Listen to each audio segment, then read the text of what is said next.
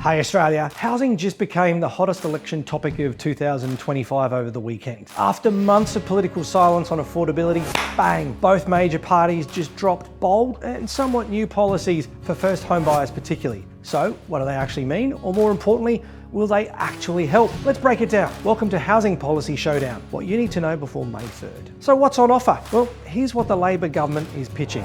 Buy a home with just a 5% deposit, no lender's mortgage insurance, and a $10 billion commitment to build 100,000 new homes for first home buyers. All part of their bigger goal is a 1.2 million homes built over the next 5 years. Now, the coalition has fired back with this. Tax deductions on mortgage interest for new homes up to $11,000 a year, a $5 billion infrastructure fund to unlock land, and a plan to build 500,000 new homes. So what's the difference? Labor helps you get in the door, whereas the coalition helps you pay off the mortgage. One tackles the deposit problem, the other's tackling ongoing costs. Who does what better? Well, Labor's scheme applies to both new and existing homes. A huge win for buyers in big cities who want to live close to work, schools or families. But here's the risk. When you give people more buying power without more supply, prices go up fast. Core data shows that when governments boost demand without unlocking land or fast-tracking builds, values rise in exact markets that they're trying to make more affordable. On the other hand, the coalition's policies are only for new homes. This means more constructions, more supply and potentially less pressure on prices,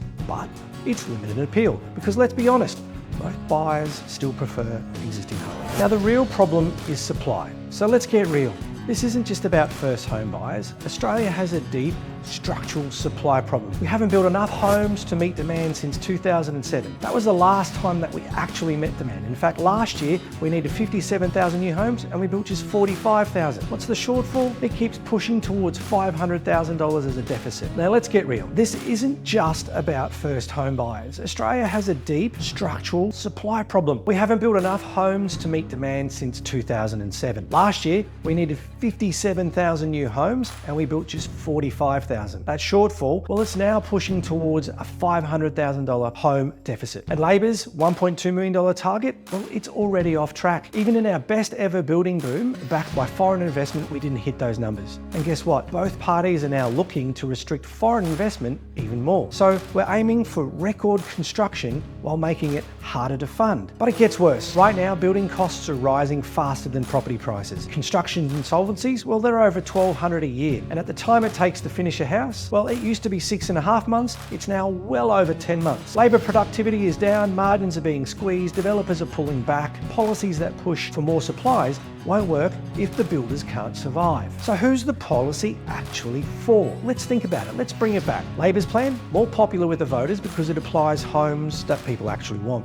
It's easy to understand, it's quick to access, and it's broad. Coalition's plan, well, it's a heck of a lot less flashy, but it's more focused on fixing the root cause, which is not enough land, too much red tape, and not enough tax incentive to build. Now, if your priority is long-term, structural change, then the coalition's plan might be more of an upside. But if you want a more immediate impact for everyday Australians, well, then the Labor policy might be more helpful. But both parties are ignoring one of the biggest drivers of our housing mismatch. That is, Australians are living in larger homes with fewer people in them. I don't know if you know this, but 75% of couple-only households now have 2 or more spare bedrooms. At the same time, we're going about building 4-bedroom homes, whilst the size of an average household shrinking. We need smaller homes, we need smarter housing, and we're missing that middle development like townhouses, duplexes, a bridge for the gap between a unit and a full house. In cities like Sydney and Melbourne, which is still far behind global counterparts like Singapore and London, apartments make up 90% of homes. Here,